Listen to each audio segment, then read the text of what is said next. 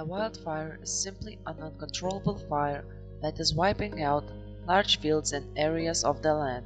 It is typically fires that started out of a lightning strike or people carelessly starting it.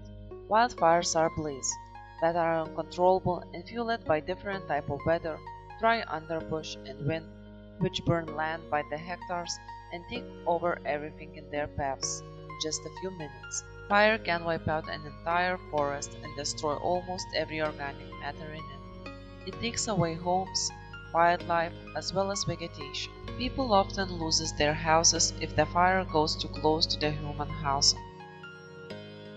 We knew already that there was a big fire and that some friends already have been losing the house. I myself, I was kind of not believing that is going to happen, because there have been other times we were ready and we thought the fire would come, but they put it off before. When I saw the fire was really close, I picked my daughter, asked a friend of mine was here to drive her to Goiás, safe. Then when I get on the top, I get a gas bottle exploding from my neighbor, so it was that road I couldn't go. So when I was on the top, I really saw the area that was burning. Come down to pick Clive. Clive is not really used to this, to big fires, so he kind of, or because he's so attached, we attached to the place. So he tried to actually stay and fight, but it was really, we were surrounded completely. So we went away to Comial, but then we decided to come back here. Then we could not drive here, so we abandoned the car there on the top, because all the poles and trees are on the road.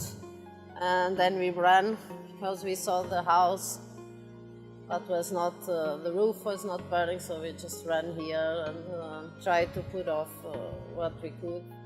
In 2017, wildfires took 560,000 hectares of the forest, which represents 60% of total burned areas in Europe in 2017. I don't know how to describe was frustration, was because we already knew this was going to happen, and we've been prepared before. And at the same time, you always have the hope, maybe it's conspiracy, maybe it's in your head, and this not gonna go so well. But it's just wipe area, a big area, friends losing house, caravans, everything they have. The hillside of the northern Portugal, once covered in the blanket of greens, now are black and full of ashes. I remember the first week being very hard to drive around, because you have like places where you usually pass by that you like. Sometimes you stop there to observe, or some swimming areas you used to be or have nice times there, and now just completely black. Other thing for me that was at that point when I come here too, I knew that around Piodo there is a park that I know for many years, for 30 years, that is a natural park in this area. So that there is trees with 100 years or more, and knowing that too, it was gone. The biggest issue for the locals is that nobody cared about the forest until it was on fire. When you come here and everything is burned, it really smells. You don't forget there was a fire. Poor forest management, lack of cleaning, abandoned countryside, climate changes, and eucalyptus trees helped creating this devastating fire.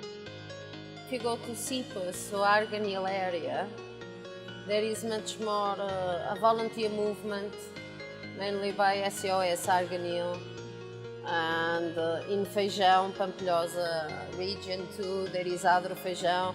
They really bring hope, because they're helping to people with 70, 80. Is why I say I cannot ask help when I still have power, because there is people with 80 years old that everything that you have, and 5 years I've been trying to set up this place of grid. My generator burned, my solar burned, so now you go back 5 years and all the investment go to there. If people in the government won't start cleaning, protecting and taking forests seriously, we can only expect the worst case scenario for this or upcoming years. As it was coming, you think too how powerful you can be, but nature is very strong. Local people are leaving because they lost everything. Burned places are going to be abandoned for a few decades. So I think general is a little bit panicked, and in the end, when I leave, I didn't bring my box jewelry, because to have like my clothes, it's about the house, it's about that tree, it's about that terrace, so that we couldn't take with us. The relationship between humans and fire will continue to be complicated unless people start taking preventive actions. In other side, you see too a lot of good coming out from people that lose almost everything, being even able to share tools, to share time, to share work, to share some love. Human beings are the #1 causes of wildfires. Many of these wildfires are caused by cigarette butts being left on the land. Campfires that have been left unmonitored, lack of forest cleanings, as well as intentional acts of arson. 90% of wildfires are caused by people. We should stop and rethink of what we are doing. If we keep ignoring this huge issue, in no time another wildfire is going to start, and we are going to lose not only forests, but also our loved ones, nature, animals, and our home.